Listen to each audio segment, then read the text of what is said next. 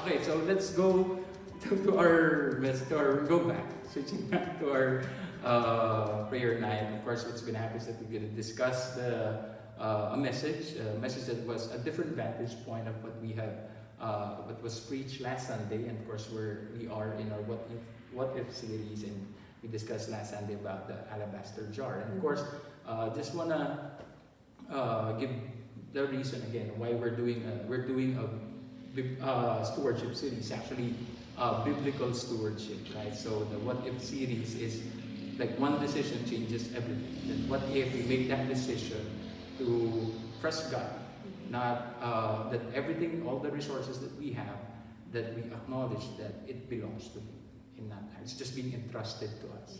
Like what was mentioned before, there's a difference when it talks about formula versus formation, means trusting God and obeying. There's a difference with obeying God. Formula is if I do this, then I will get this. That's why we need to have this stewardship, biblical stewardship series, for us to be reminded that it's about formation.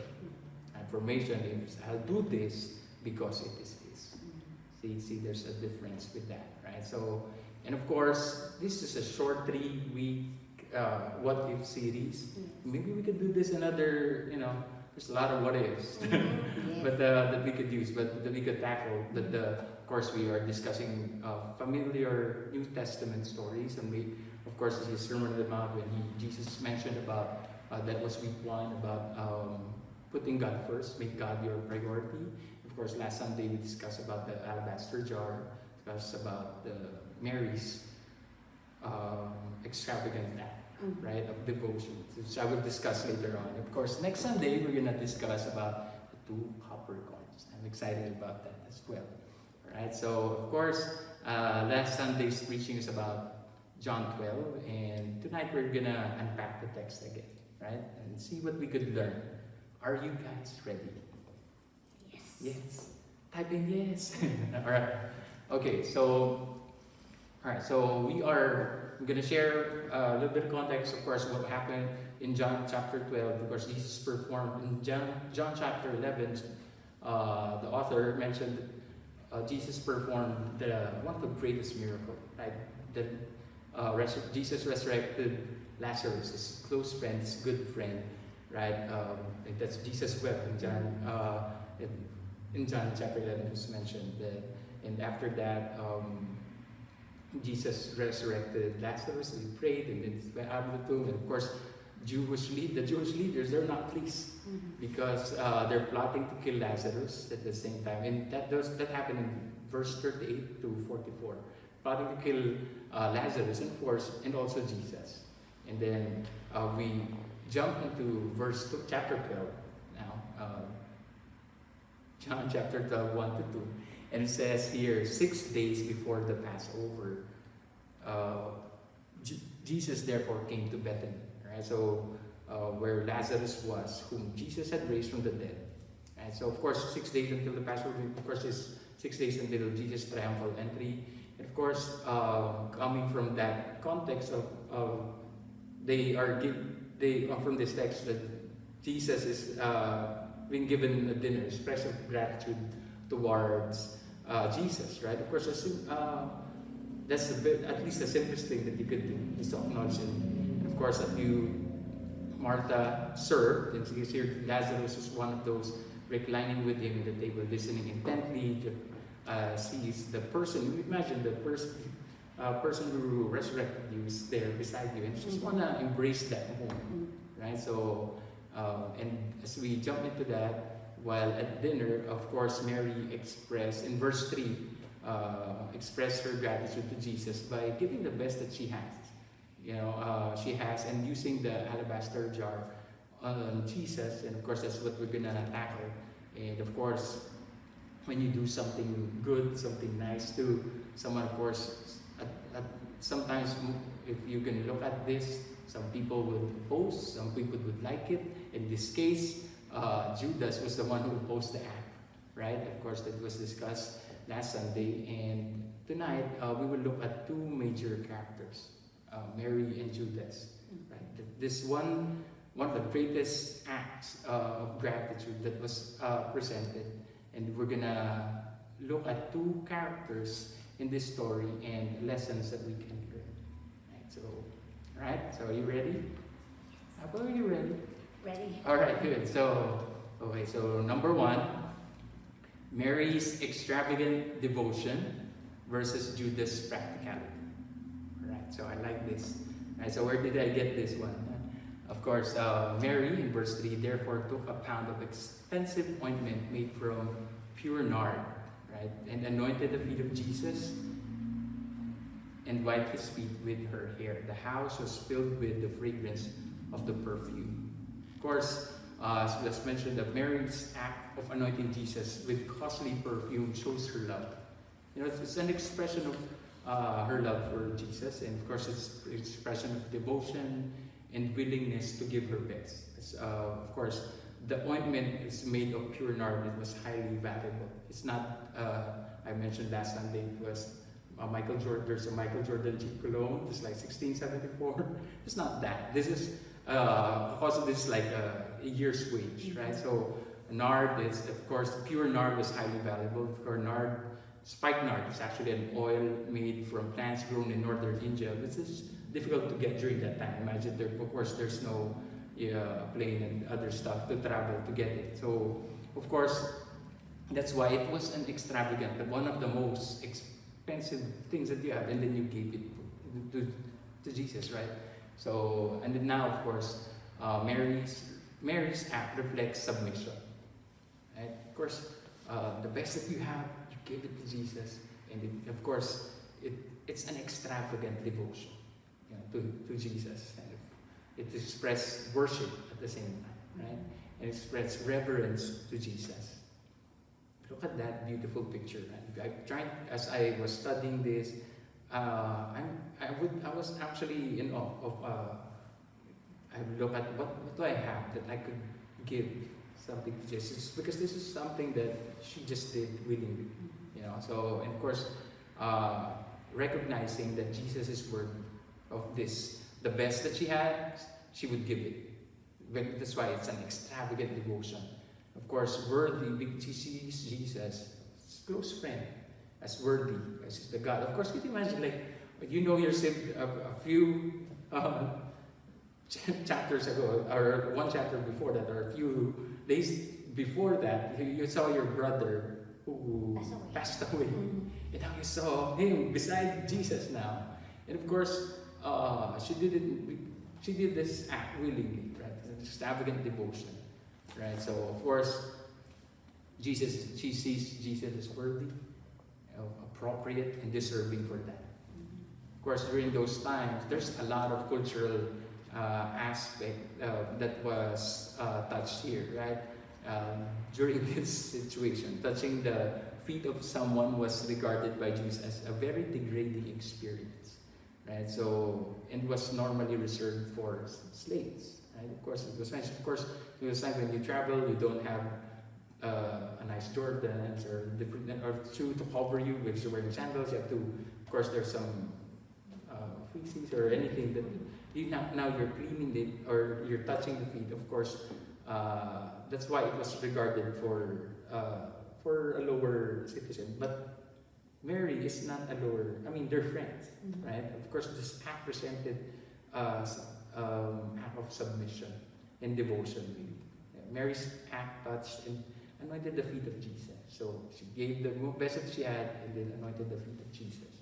Of course, this story, there are 3 other stories in the gospel about this, but those are different. This is very specific, as John alluded, was described, right? So, and of course, according to Jewish customs, also during Jesus' time, women were generally not allowed to reveal their hair in public, right? Those, of course, the touching of the feet, and of course, the hair. The hair is like the crown glory of a woman, and it was reserved for the future husband. But this one, she dyed her hair. So 2 things that she has was not appropriate during that time. She neglected that she did because she wanted to give her full devotion. That because of that act to Jesus, right?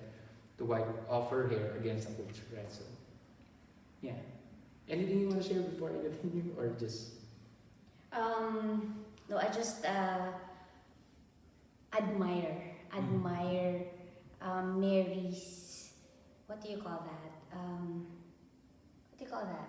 Her boldness, Mm. really, because she was really actually going against the norm. Yeah. And You. um, Yes, that's the one. and remember I was asking you why her hair? I'm sure there were towels there, or Yeah. like Could have cloth been. or something.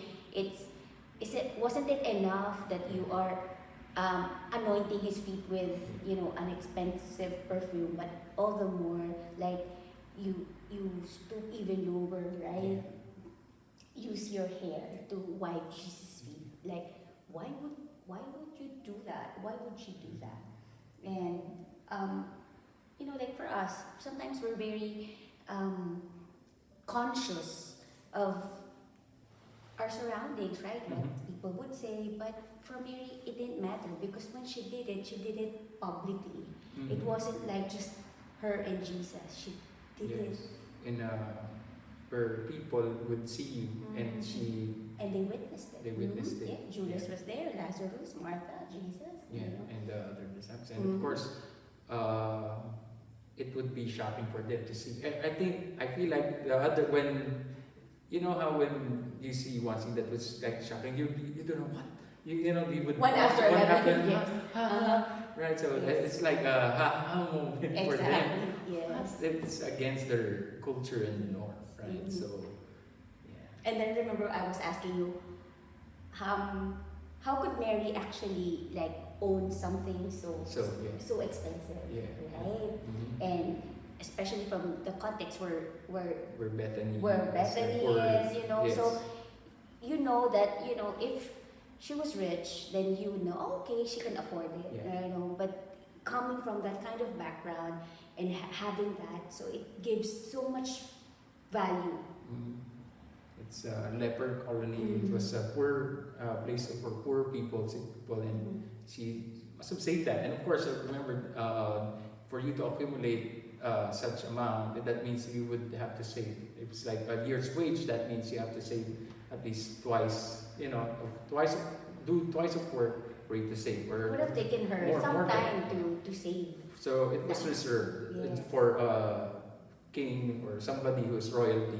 That's why she has that Mhm. to be given Mhm. at that time. So because since she is there, she just willingly did it, and that's an extravagant devotion Yeah. that gave her best. And then also like for us looking at it on a like a practical sense, like for us, right? We value, yes, we work, but we also want to save up, right? Mhm. Because when we have money stored, that's it gives us also security, Mhm. right? And there's nothing wrong with that. I mean, it's biblical. You need to save. You work hard. You work. It's biblical, and you also save. But for her, to offer that, she's actually giving up her The best, the best whatever and that she. that security, had, right? yeah. Because that's precious. Mhm. Mhm. I totally agree. She poured out, I wrote here, something valuable and didn't think twice. Didn't think twice. So, anointing Jesus and wiping his feet with her hair, symbolizing total surrender and reverence. Yeah. When you are in the presence of God, that's what happens. You come before him, total surrender and reverence. You're in awe, right? So, oftentimes when you see in the Old Testament, you see people they're in the presence of the Lord, they bow down, Mhm. right? So because in full reverence, and this one is an act, right, worthy of that. So Mary understood that Jesus was more valuable. That's why an act of worship was given by giving her best. Right? It's going against the culture. So three things: the act, the extravagant gift, right? The nard, Mhm. right? The nard. Mhm. The nard. Mhm. Yes, of course. Yeah, you were saying something before that. Good. Okay, so Mary's act, pouring costly perfume on Jesus' feet, is a beautiful, selfless gesture. Yes. of worship, demonstrating her devotion. Right? Such a beautiful picture. If only in that situation, everybody responded to it. If only everybody had like, wow, if I had one more alabaster, I'd give me the other, let me kneel down, let me do this. Or but if all the Peter or Matthew or all the other disciples would, oh yes, we should do this. It's about time, right? The king is here, proclaimed miracles. He just performed the greatest miracle, and he deserves this, right? So again, but not everyone responded like that, right? So Judas immediately actually raises a practical objection, right? Questioning why the perfume wasn't sold, where was that? To help the poor in verse 4 to 5.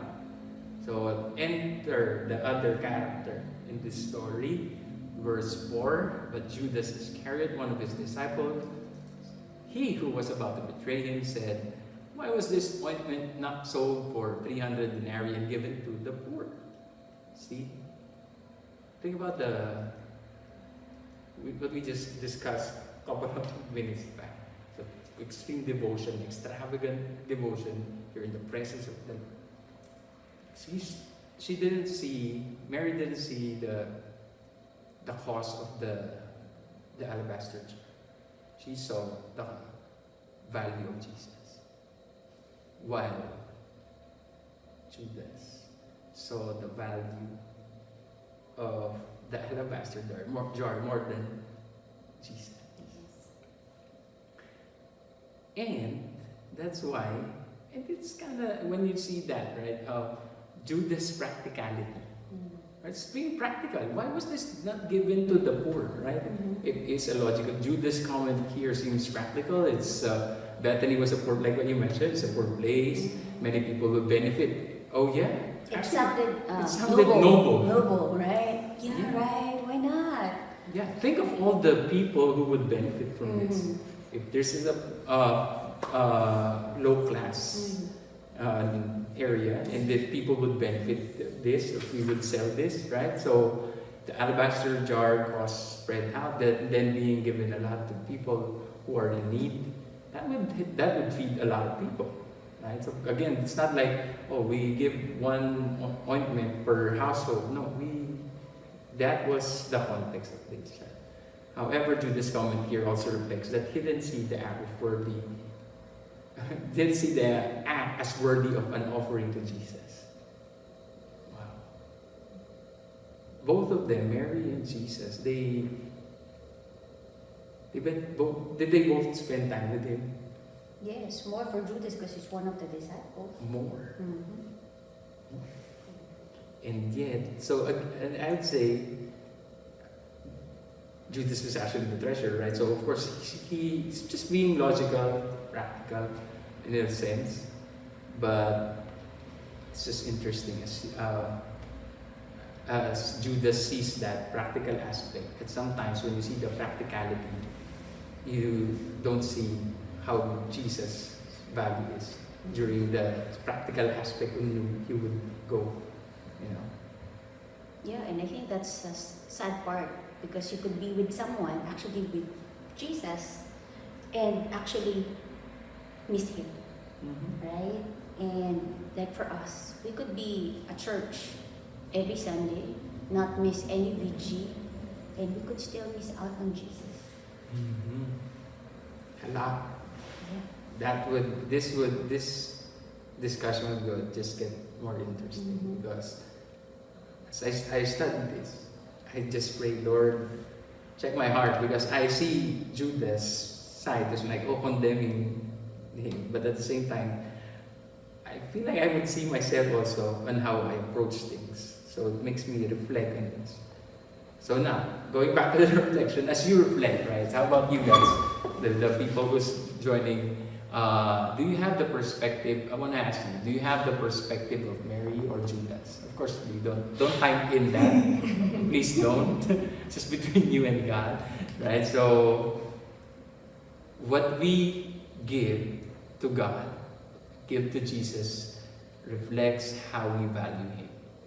What we give our time, your resources, your whatever finances, whatever it is that you value, whatever it is that you give the biggest or the smallest, it's how much you value. And so, what is one thing that you value the most? And what is one thing that you value the most? And the question is, can you give it to God? Just like Mary did. Guess that she had, willingly she did. And sometimes, of course, it's easy for us to give that we are areas in our lives or what we have because oh God, take care of my parents, or take care of my kids. But there's one thing that you're holding on to, and that's one thing that you cannot give up. And that shows like, oh, I want control over this situation. It's just practical. It's just logical for me to hold on to this because I need control of my situation. Right? How I teach my kids, how I go about my work hours, And as you mentioned that, I was just reminded of our victory warm-up question last week, right? It's about the pie. And it's so easy to say that, yes, God, we give you the best, you're our priority, but actually we want to hold the pie, right? But when we say that we want to give God our best, it just it encompasses so many areas in our lives. It could be time, it could be relationship, it could be our job, it could be our career. But the question is, are we truly giving the pie to the Lord? Are we giving Him full control, or do we still, insist on, taking hold of a part of it, not the entire?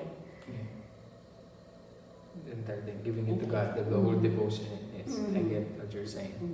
Yeah, because you want control, you want for some time, or it's a difference when you're saying it, then you're really doing it, and where your heart is, right? So, and of course, in your work situations, or when it comes to giving, there's a limit. And when it comes practicality aspect, I cannot give what is being asked from me because this is hard-earned money.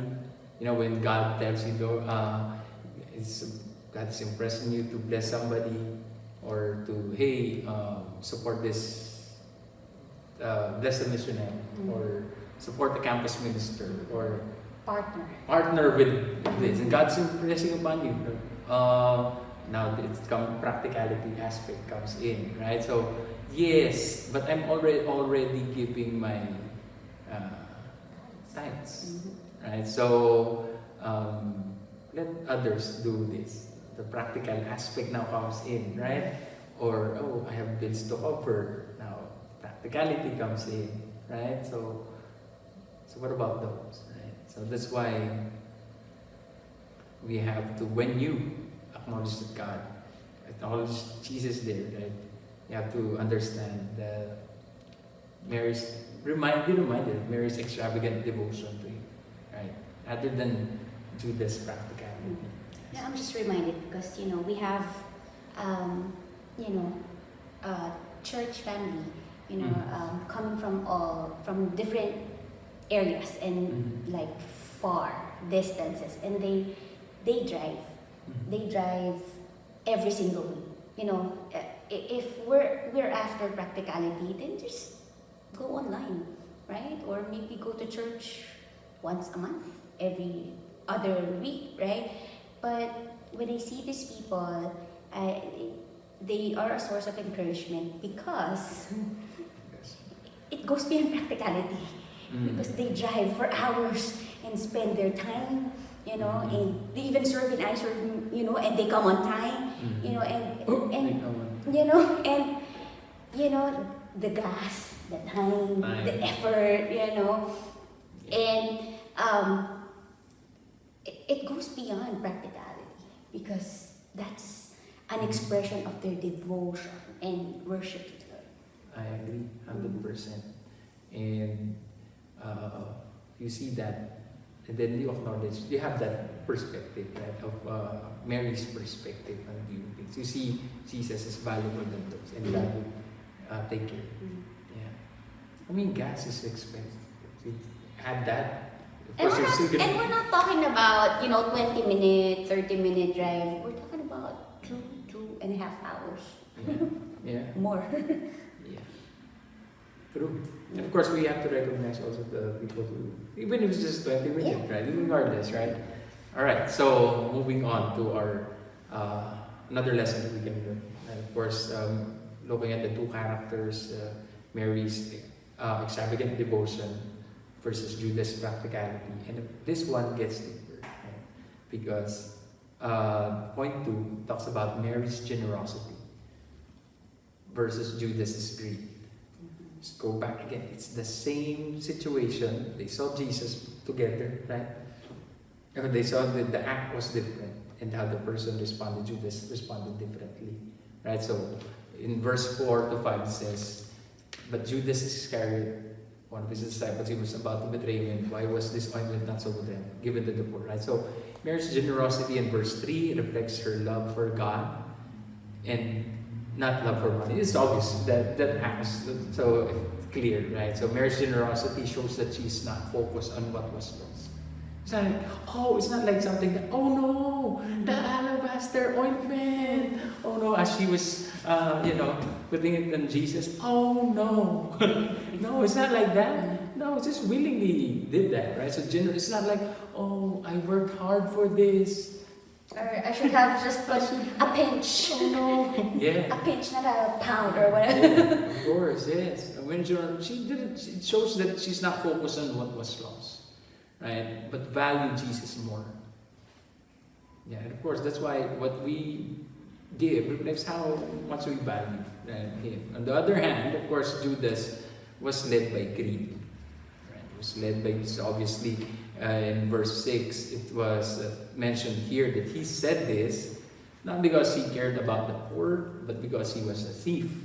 And having charge of the money bag, he's a treasurer he used to help himself to what was put in. Isn't that hard?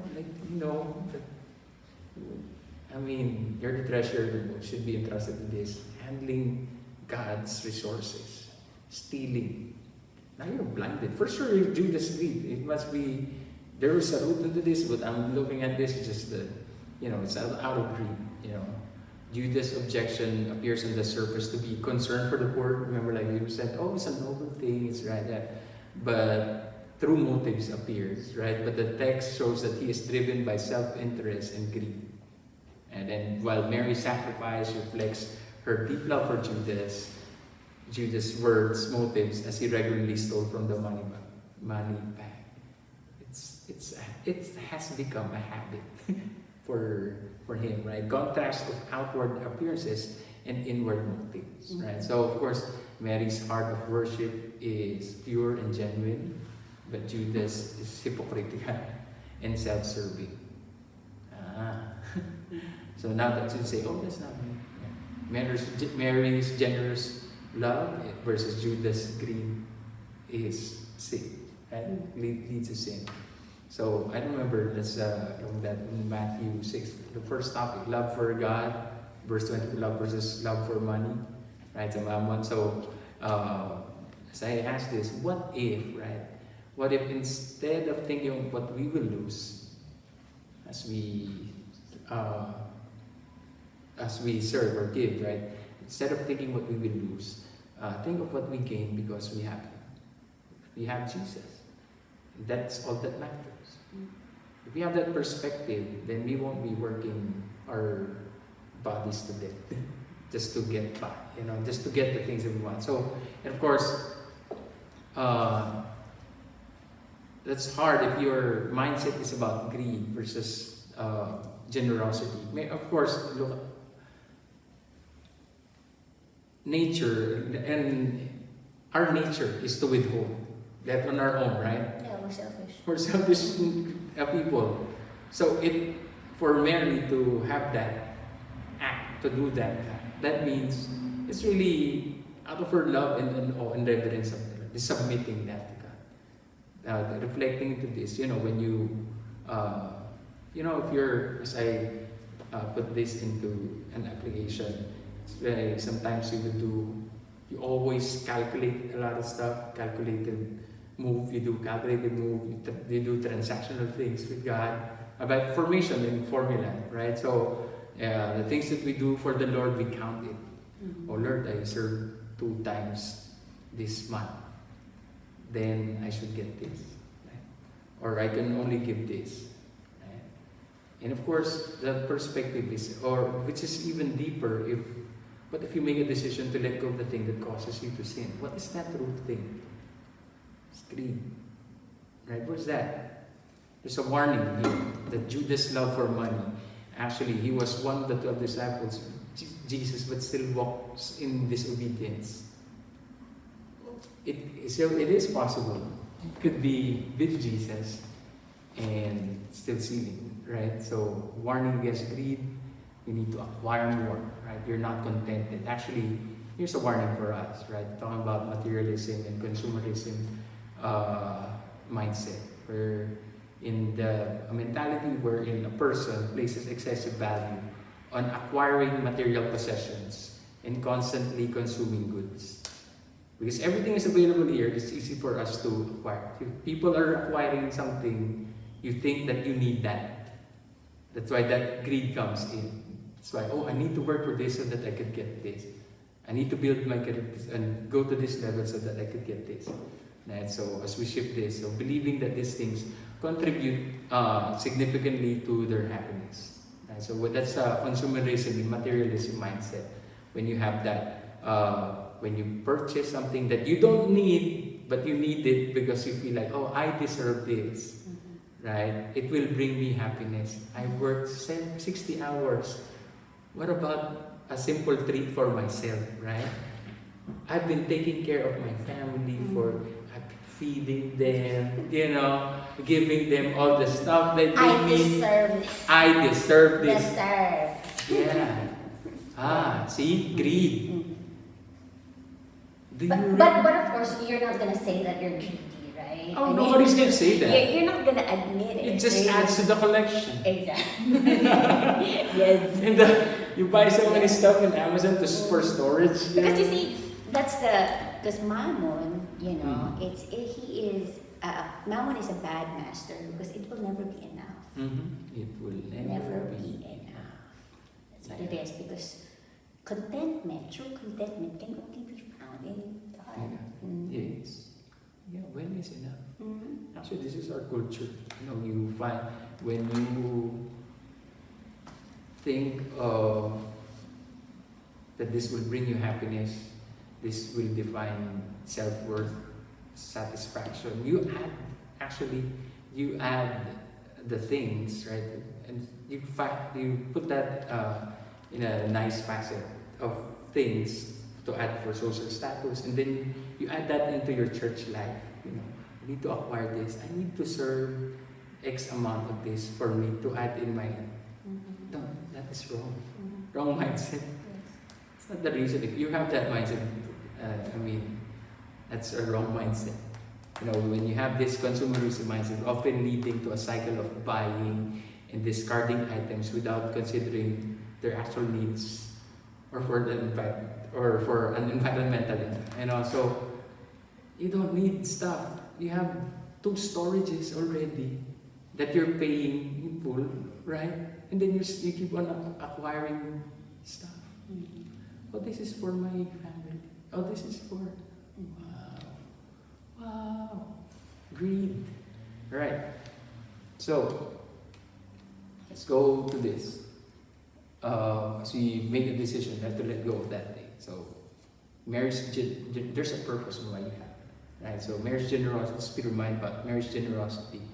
Let's just reflect. This is not us, right? So, another lesson. Let's move on to our last one.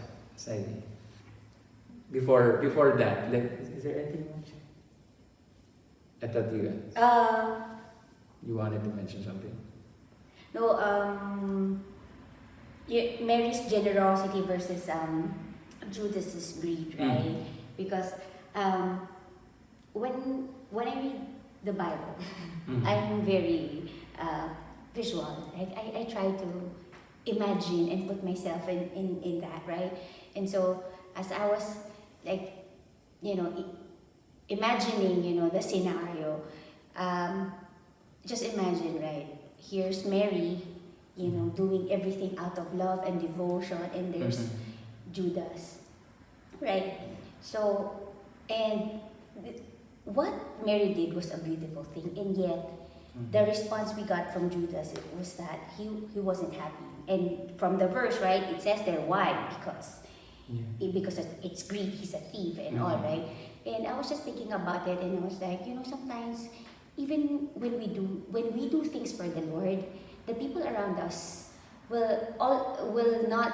Some people will not be happy, Mhm. and some will not understand why we do what we do for the Lord, Mhm.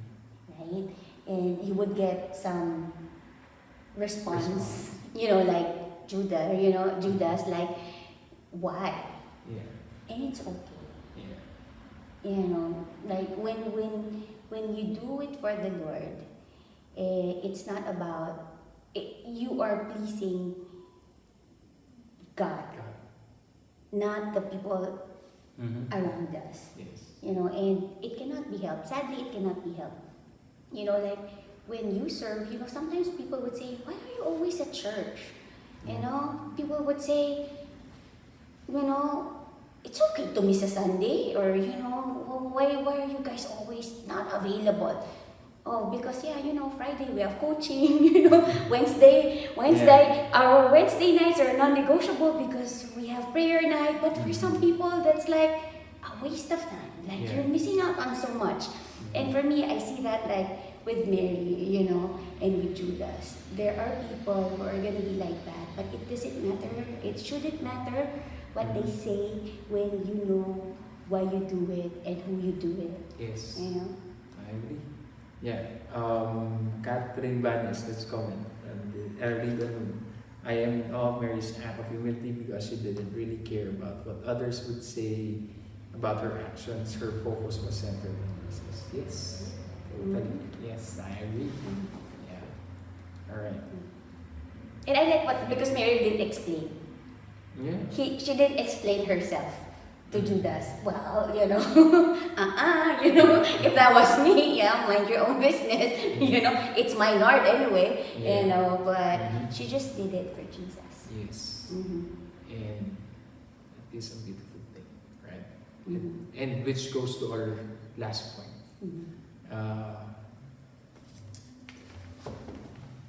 What a segue for this one, because the third point is Mary's acceptable worship.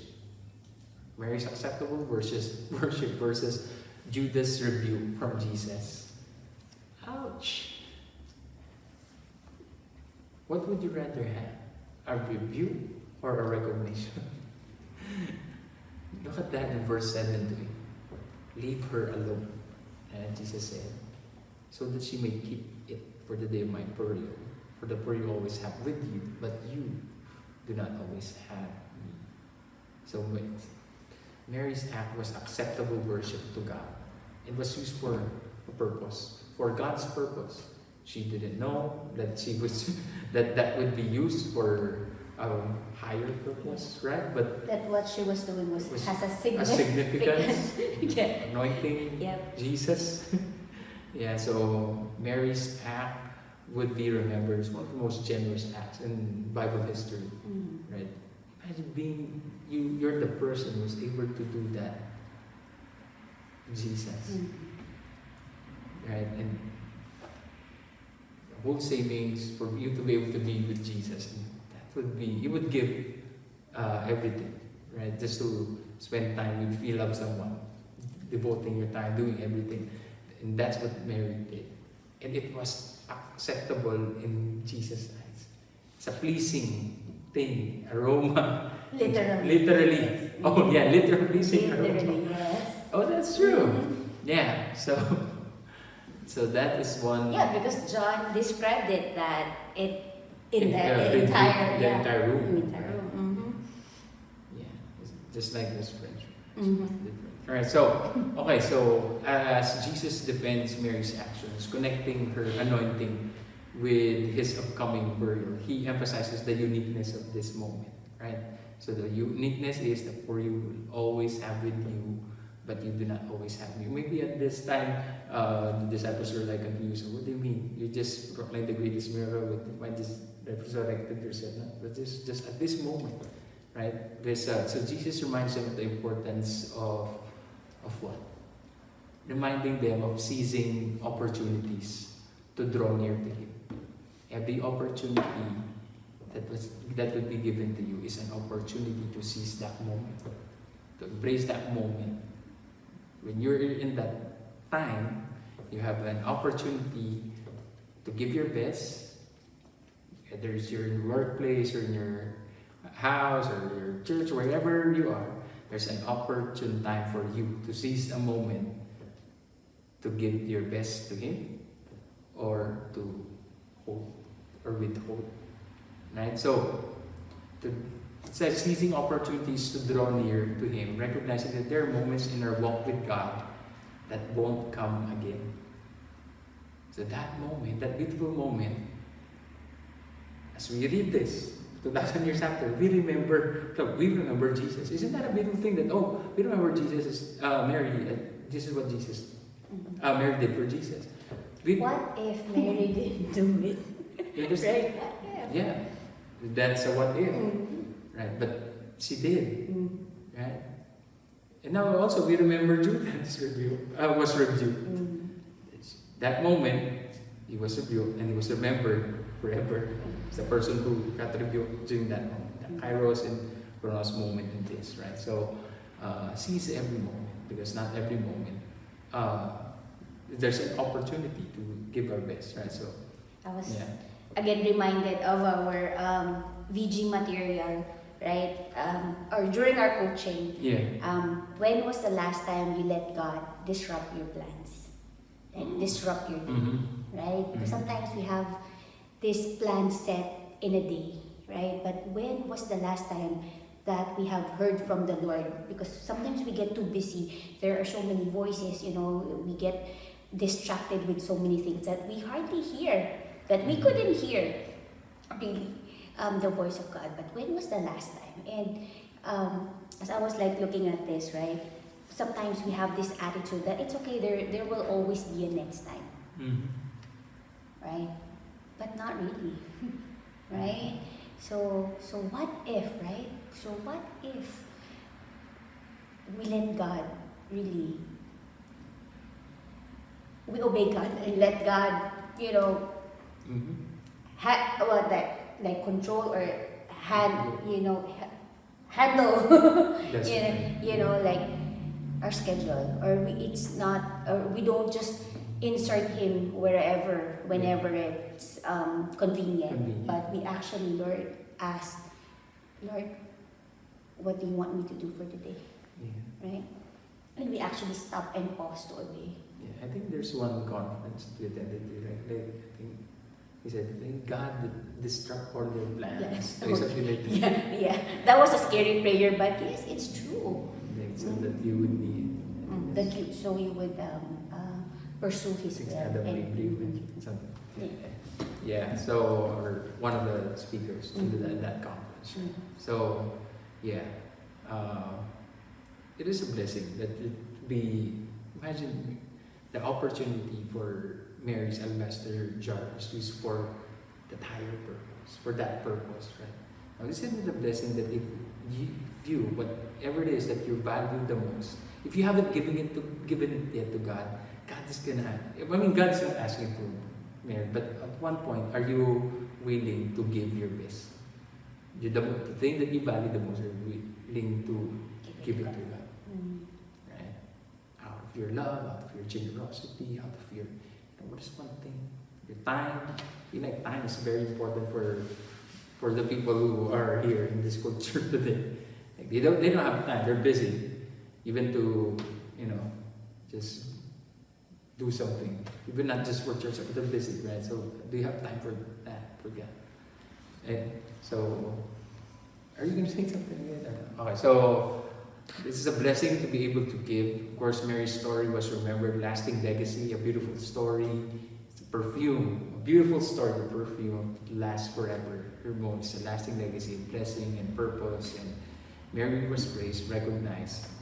Judas was rebuked, of course. And as we reflect, do you have Mary's extravagant devotion and generosity, or Judas' practicality?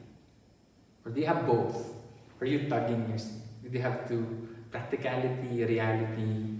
Maybe not in the greed aspect, or maybe you are in that aspect. That, and it's like, oh, I think I need to go back, right? So this message, that's why this message is now being spoken to you, right? So now, what if, as we land this, what if you offer to give to God your best for His purpose?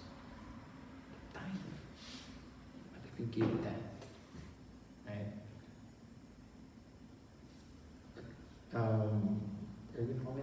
I'm just gonna read Kat Banya's comment. When I tell my friends that my family and I go to church every Sunday in Pasadena, the reaction is, why? Can you find a church here in Bakersfield? Actually, I heard this story from his dad as well. So I would tell them it's because that the spiritual family that God established us in. So yes, you are a blessing. Yes. But God calls you. This actually church, you know what? Victory Socal is not a perfect church. Have you heard? Do you know? Oh yeah, definitely. Yeah, but God calls you to a certain church to stay rooted. So the heart's desires that you would grow wherever you are planted, right? So, but again, thank you for going the extra mile. So they are blessings. Yes. Mm-hmm. All right. So